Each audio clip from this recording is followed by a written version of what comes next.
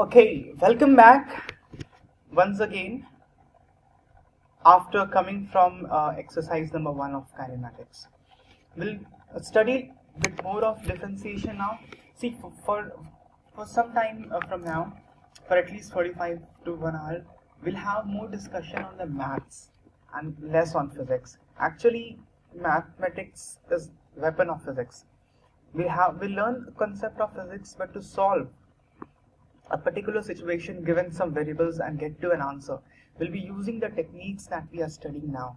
So it may look to be too much of maths now, but quickly we'll switch over to physics. But this is the foundation and this is very important.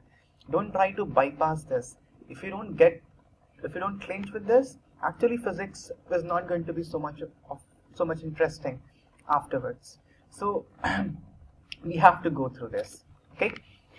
Differentiation we studied last time, and I gave you a ready-made formula for polynomial kind of differentiation in which y could be expressed as a function of x of the form y is equal to x to the power n, and the differentiation which we can represent as y dash, I told you, was n into x to the power n minus 1. This we learned, we solved many problems, and I hope you solved too many of problems in exercise number 1 and we have come here. So this you know, and you have actually mastered this formula. Now apart from polynomial, there could be trigonometric functions as well. Y can be sine theta, sine phi, this symbol can be anything. Now in this case, the differentiation y dash, now this is dependent on theta. Theta is the independent variable. So y dash, which will be dy by d theta, differentiation of y with respect to theta, will be equal to cos theta. Again, it's a ready-made formula. I'll not provide you the proof, and I have no intention to complicate things here. So if y is sine theta, then dy by d theta is cos theta. This is just formula that we have to know. If y is cos theta, then y dash, which will again be dy by d theta, will be minus sine theta. These are simple formulas. Differentiation of sine theta will not say differentiation in terms of theta, because theta is the only variable here. So differentiation of sine theta is cos theta, differentiation of cos theta is minus sine theta. We can also get somewhere tan theta. Differentiation in that case is sec squared theta. And I hope you know all these sine, cos, tan, sec, cosec, cot, because you have studied these things in class 10. So I'm not going to cosec and cot, but this is the bare minimum. This much we must know: the differentiation of sine, cos and tan. And later in the course, when they will come up, we'll see them there itself. But for now, this much should suffice. These three trigonometric functions, if we know the differentiation, life will be easy for us. There's one more important kind of function, which is exponential function, e to the power x. Now, e is a number, you don't have to worry about it. It's something very similar to 10 to the power x or 5 to the power x. E is a Euler's number. The value of e is very close to 2.718, which you should know. Okay, so differentiation of e to the power x is same as e to the power x. So the differentiation of e to the power x is e to the power x. The derivative and the function is the same. So this is very easy to remember. So we have actually extended the list of differentiation. Previously we just knew the polynomial differentiation. Now we know 3 trigonometric differentiation, and we also know 1 exponential differentiation. Okay. Now there will be one rule of differentiation that is very important for us to know. These things actually will be taught to you in much greater length in class 12. But the problem is they are taught in class 12 but are required to a certain extent in class 11. So in physics you are taught this, but this is actually a subject of maths, and you will be taught rigorously all these things in maths.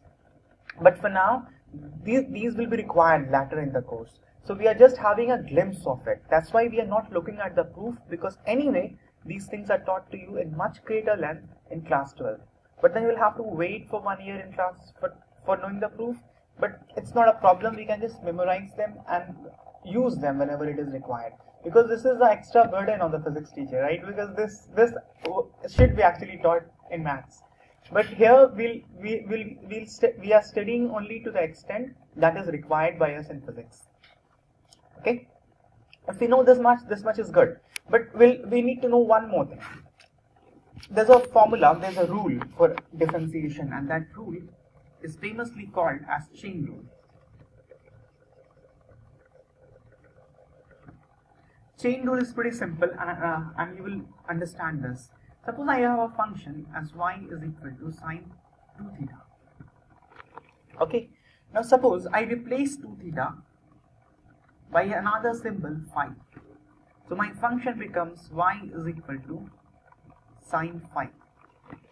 And we know the differentiation of sine theta or sine x or sine phi or sine omega, whatever the symbol be. Differentiation of sine is cos. Sine theta, cos theta. Differentiation of sine phi would be cos phi. So when we differentiate y, dy by d phi, differentiate y in terms of phi, then we get cos phi. Now remember what was phi? Phi was actually 2 theta. So what we did, we actually differentiated y with respect to 2 theta. I'm just replacing phi by 2 theta. And we get cos 2 theta. But I didn't want differentiation of y with respect to 2 theta. I wanted differentiation of y with respect to theta. Generally, when a function like this y is equal to sine 2 theta is given and differentiation is asked, actually differentiation is asked in terms of theta and not 2 theta. So what we really wanted here is dy by d theta, not dy by d2 theta as we have calculated here. So and again we'll have a very good revision of the thing that we studied before. I told you the arithmetic of the first order differential is pretty much the same that we know. So what I'll do is I'll multiply it by differentiation of 2 theta with respect to d theta. I'm differentiating this function with respect to theta, and we know that differentiation of 2x, differentiation of x is 1, differentiation of 2x, if y is equal to 2x, it is given like this, then y dash in this case, the differentiation in this case is 2 simply. 2 will be left as it is, and the differentiation of x is what we have to do. So differentiation of 2x is 2. Similarly, we are doing differentiation in terms of x here. So differentiation of 2 theta in terms of theta will be simply 2. Fine.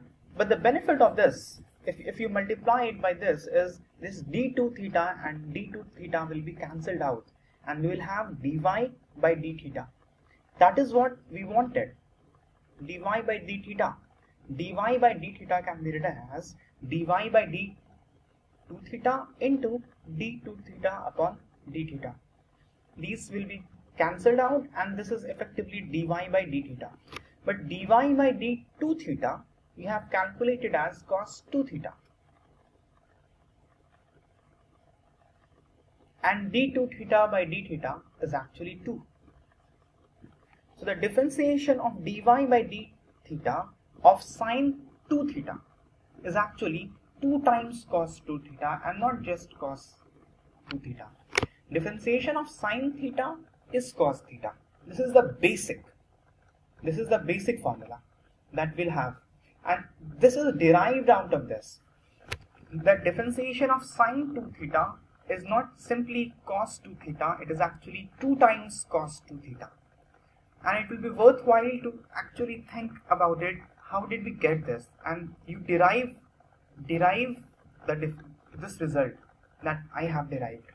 Actually, pause the video and give some time to yourself thinking about it. How did we get this? Because this is very important. If you're not fluent with this, then the calculation later on is going to be a bit more difficult for you.